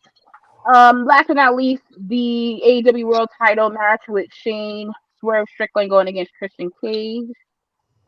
Um, I guess Swerve. I guess. I guess. Swerve. Swerve is I just winning. I'm giving the energy that the AEW gives Swerve. I guess. And it's not even because I want to do that to him, but it's just like I genuinely want better for him. Just especially being the first black man world champion for AEW, and if he comes second to all of they shit, and I can't sign on to that. So Let me ask you a question. sure. Do you think Swerve is doing enough as champion outside of the company? Because I give you an example. Is yeah, he been on a few talk shows talking, but I don't feel like he does nothing extra beyond that. He's done. I feel like he's done outside of probably MJF. I feel like he's done more outside stuff than anybody else that held the belt outside of MJF. But does it resonate to us? Because I feel like So he because was. they don't present him in a way for you to it to resonate. Like when MJF won the when he got inducted into the Hall of Fame thing here in Long Island, they showed that on AEW. They showed that. I was just about to say that, like how that just piggyback what you said is Darby Allin was never world champion, but they always show him doing some kind of Oh, they moves. post that nigga every which way. Swerve is not their guy. That's what it is. And But it's, what pisses me off more is they want us to think that he is, but we all know that he isn't. he So isn't their guy. so Hold on. What the problem is, and is he doesn't have the connects to fucking book for these talk shows. It's the company. The company has to call up talent relations. Is the one that's supposed to wow, be doing that. funny that you just said that. So you said that someone just said that. Oh shit. And then the thing is, talent relations has to be the one to do that. Why isn't Swerve? I think Jade was on the Breakfast Club. Why don't you put Swerve on the Breakfast Club? He raps. He's their champion. Put him on the Breakfast Club. Have him on So Hot 97. Because you know why? Because their their fan base are not the people that listens to that stuff. so No, but the thing about it, you expand it. They let Jade go on it. that is true. That is true. So let me ask you guys a question. Let me ask you guys a question. Is what can like do you think that you know what? I don't think that Swerve is mainstream. Period. And I think there's a lot of stuff he does kind of put in a wrestling bubble. For example, right? His sneakers that he's dropping. Those things look like wrestling sneakers. Like they're not fly. There's no something to it. They look basuda. The Young Bucks, on the other hand, is they try to be mainstream, but they don't have the coolness to them. They feel like frat boys at the age of 40. Like, like I don't think that's it. I just think they're not hot. The Young Bucks, there was a time when the Young Bucks were smoking hot. I agree. There was a time where they were the tag team. They're just not hot anymore. The problem with Swerve hasn't, and I can't blame it on him. The company is not doing what they need to do. But you think that Swerve does enough to make himself put himself out there? Because It's beyond him. It's one of those things. You ever have somebody say this is above my pay grade? That's what it is. We say that all the time. This is above his pay grade. You need somebody. There's something called talent relations. Hey, Swerve, we're gonna do X, Y, Z. We're gonna have you here. We're gonna have you there. And you Like know, make me feel like the champion. That's really what my issue is. Is there's a lack of importance for him as champion. There's nothing that's what elevating him as champion. And you know even what if they again it's a short period of time that we're kind of like looking at it through the scope, but when niggas is talking more about Tony Khan and the neck brace, they talking more about the Bucks being backstage and doing shit to the show or whatever, whatever. If those his in any of the conversations that people talk about AEW, Swerve is like third on the list. you know what that Tony Khan should have did? He should have just brought Swerve or him to the NFL draft. Put the championship there, have them there, standing there, and after that, let Swerve talk. Nah, man, you know what? I ain't worrying about nothing. I got my champion right here, Swerve, blah, blah, blah. But let me ask you another question. Do you think that Swerve got enough charisma to actually pull it off? yes, Yeah, but I'm telling you, they are not booking him. they're not. Yeah, they don't put him in position. They low key aren't positioning him to win Yes, at but all. this is the thing. Like, it's the mere fact that I just went on YouTube. You have Double or Nothing this weekend. I literally put in Swerve Strickland. Why didn't any interviews pop up? Double or Nothing is one of your bigger pay-per-views of the year. It's your 5 year anniversary show and you're doing it in Vegas. Why would Yes, you not promote your champion being in Vegas? and maybe I'm not. Hold on. Before I say something, maybe it's something on the social media that I didn't see. I'm gonna go on. Maybe I think he Okay, blocked go me. ahead and keep that We'll hope see. alive. LeBron had asked, and we'll move on to WWE and then we will conclude. LeBron asked, which best do you think will go on last at Double or Nothing out of the triple main event? It should be Swerve. but it'll probably be the anarchy in the arena thing, and that's the No, problem. he's not on anything. Well, This that's shit what I'm is saying. this shit is niggas. Give me a job. This shit is corny. Let me produce real quick. Let me produce one show. I'll be talent relations for that company. I'll make some calls. Like, cause it, like, nigga, there's nothing, no promotion. Nigga, you're in Vegas. Put him in the strip. You know what? He should have did a music video. He should have did a video package of him in the club. He should have been in the strip club in Vegas. That song pop off in the strip club? Swerve, what? How about all the? I don't want to call them bitches. Well, I gotta call them bitches because I don't know their names. But imagine all the bitches in the club swerving while they driving. Like, I would have this nigga. I would have the. I would on the pole. Imagine a bitch swerving and driving on the pole. Imagine. Just imagine. Listen, we just want better for you, Swerve. I ain't gonna hold it. Ain't got nothing. This ain't even personal. This ain't even. This is just listen. I want better for you. If you are their first black champion, it don't feel like it, sir. It don't feel appreciated. It don't feel acknowledged. It's not talked about, and it should be. You made history, and no one really knows or gives a fuck about it, and that's a problem. Yo, what's the Scorpion Sky? You gotta ask him. Ask him. He playing the same boat as Loki Ricky Starks. Free Ricky Starks. Oh, free hashtag free Ricky Starks. All right, to the WWE land and Jeddah, Saudi Arabia, King Train of the Ring. Can we just right? listen? Quality over quantity. Well, they got the finals for both on there. So the finals for the King and Queen of the Rings will be on the pay-per-view. They have Damian Priest going against Drew McIntyre, I believe. No, Drew McIntyre's injured. No, I'm on the website. It's on. Okay. I'll show you the Well, Cody and Logan Paul is definitely happening. This is happening. This is happening. Let's go, Chad Gable. Oh, Becky and Liv. That's it. Oh, the three. No, that's 5 in total. Because then you got the finals of the King and Queen of Rings. Oh yeah. That's it. So quality over quantity. Tony Khan take note. So like, let's start with this. Who do you think is going to win that match? Well, Cody will definitely win and still be WWE champion. I agree. But I did. You know what? I'm glad they kind of pivoted and did the whole contract signing where Logan Paul attempted to it not being title versus title, because I thought that was confusing and stupid, low-key. So I did like the segment on SmackDown where he tore up the contract and then Cody wants it. Listen, Cody and Nick Aldis needs to happen within the next 3 years. I don't care how, when, where, or why. It needs to happen. Listen, make it happen, Captain. But McIntyre and Priest is gonna be a classic test, right? Where he probably will still go close to the mission. So let's go. So like the first match we're gonna do is this match. So I actually think that my guy Chad Gable may win. Nah, he's winning. Chad Gable's winning. Yeah, Chad Gable's winning. The whole setup from Raw where Otis had low-key helped him win it and then went to go apologize to Sammy, but I think it's all a cover.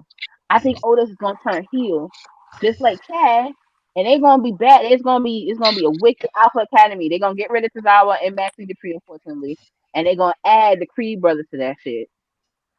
And it's about to be epic, y'all. It's about to be real. So who's winning this? See, I don't know, because as everyone knows, Becky Lynch contract expires very soon, but I don't see her leaving. You think Becky Lynch is gonna leave WWE? I don't think that Becky Lynch is gonna leave. I don't see her. Bro, let's think common sense right now. Come on, listen. Let's rewind. You raised the point. You said, "Yo, her contract is gonna be up. We don't know the future." Yeah. But let's keep it a buck.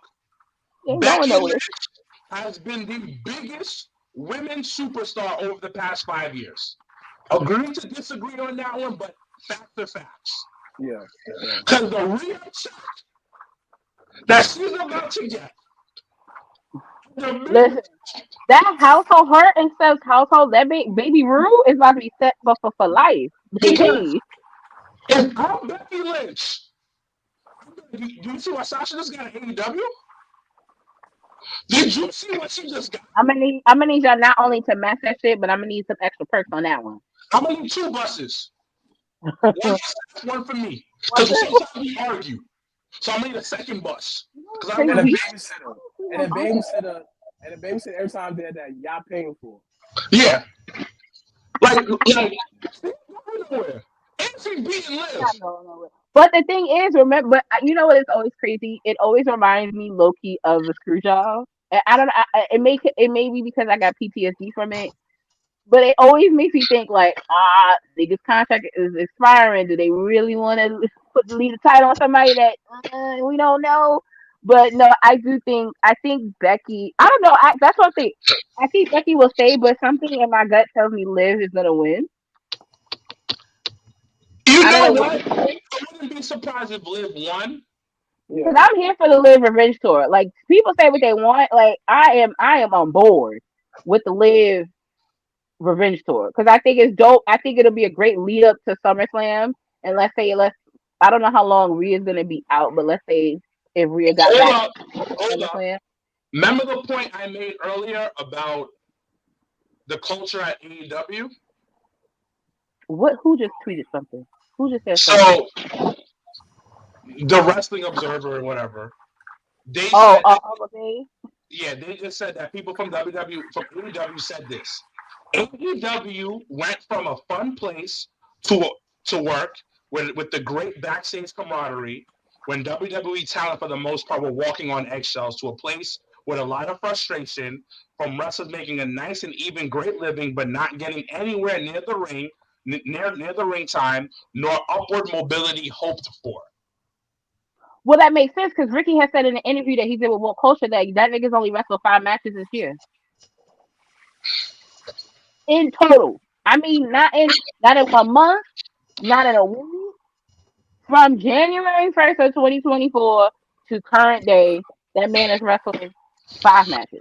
One thing I will understand, and I know I interrupted the thing. One thing I will understand, and it took me a while to understand. For many people, it's the art form and less about the money. Yeah.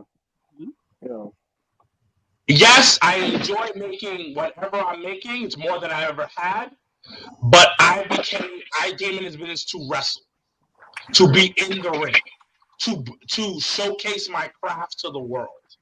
That's So just like I had read that Jalen Brunson is not gonna he's gonna take less money so the Knicks can use it to increase the value of the team and to bring in more valuable players for them to use. So smart.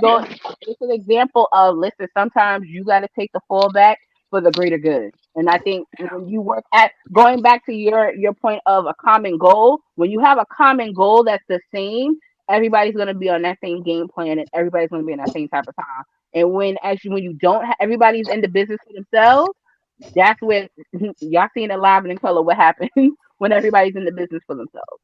But WWE real quick. So Becky and Liv, I kind of see Liv winning, but I wouldn't be surprised to see Becky winning either to retain. So who's winning this? I'm gonna go Bianca. Randy. Definitely, I think Randy's gonna win it. That Randy and Cody match just screams.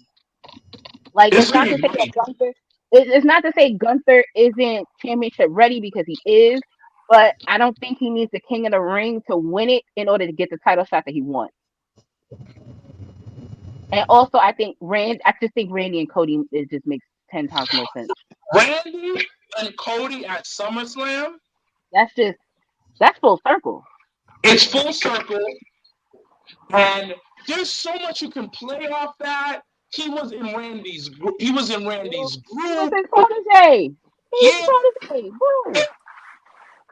Randy's third generation, not fourth, right? Third, right? Third, yeah. Hold on, the grandfather, his father, and his Third. third. Third. So, and then, Cody, Dusty. Like that nigga. That's just, nigga, that writes itself. Nigga, our fathers fought each other. Yo, let me Yeah, tell he you did. real quick. So we was playing my GM mode last night, and Mikey ended up picking up Dusty Rose. First of all, Dusty Rose as a specialist in that game is by far the funniest thing. So he had put Dusty versus Cody because they were both specialists, but Cody was the heel and Dusty was the face. And then it started the rivalry. So niggas is hyped because now niggas will get to see Dusty and Cody wrestle each other in the game. Yeah. But NCAA, your boy Coppin, that must be the best coach in all time, baby. NCAA football.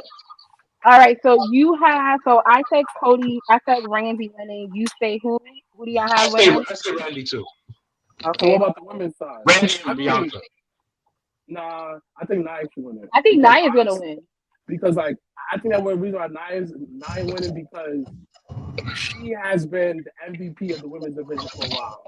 But when she And came back, right. And just rewarding her for all her hard work, and I know that how she can continue on this, it makes more sense because now she becomes that boss that they need for the women's division. That's the problem. There's no boss figures. Meaning that, of course, you have Charlotte, Becky, whatever, but I feel like everybody, whoever they go against, they have a chance to win. Now with Nia Jax, though, you're gonna be in a world of hurt because she's gonna put the beating on you.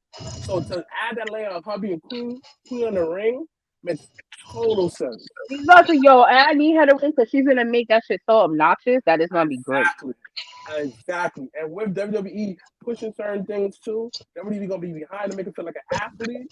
Come on, she's gonna be in mad commercials, L'Oreal commercials, everything like that. Next thing you know, you're gonna see a Fashion Nova advertising bra and panties. Who? Nia. Nia's already doing that. Trust me, I know. Anywho, but all right, here's Wait. Side note. oh god.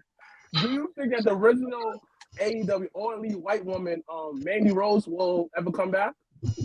No. No, I don't think she ever coming back. She's making too much money. She enjoys life too much. so probably not. I mean, But I would love her to get another. Honestly, I would love for them. I would love her to come back on NXT. Not gonna hold you, but Yes.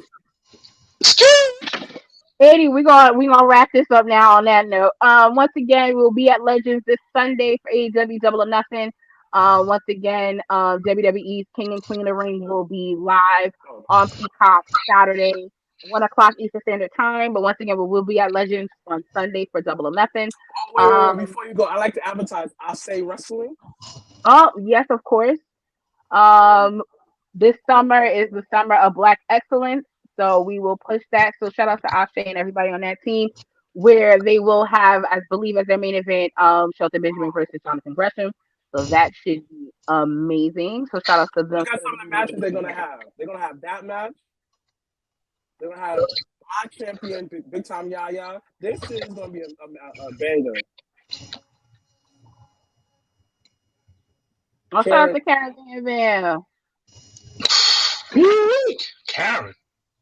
Oh, wow. Karen's fine. We got this match. Shout out to the girl. Shout out to the Killer Bees versus Fire and Flavor. Reuniting 8 I say. We got musical performance by Go 79 Man. I like that. We got we got a good match. Owen King Knight. That's my dude right there. Of course, Billy Dixon versus Darius Carter. That's gonna be a banger. Okay. And finally, Jordan. I know he's booked, but I'm gonna do Trevor. Nice. It's gonna be a great match. Of course, the Chocolate Ref is gonna be in the building. All right, so make sure to say hey to him. As I mentioned in the beginning, Jobbertears for August the 24th.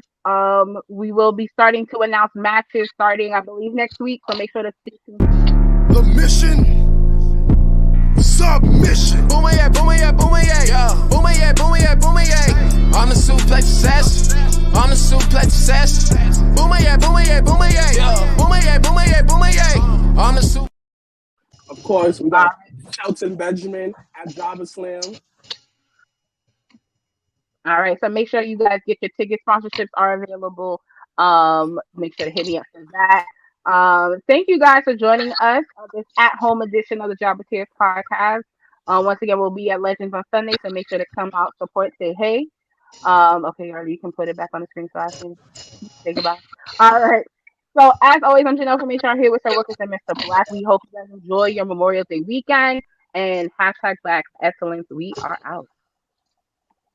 Eyes open, got the hands in motion. If you go with rolling, no need to focus. Traveling states and over oceans, you gotta wait till your coast chosen. Try to have lines outside the show like Harry Potter releases at Barnes and Noble.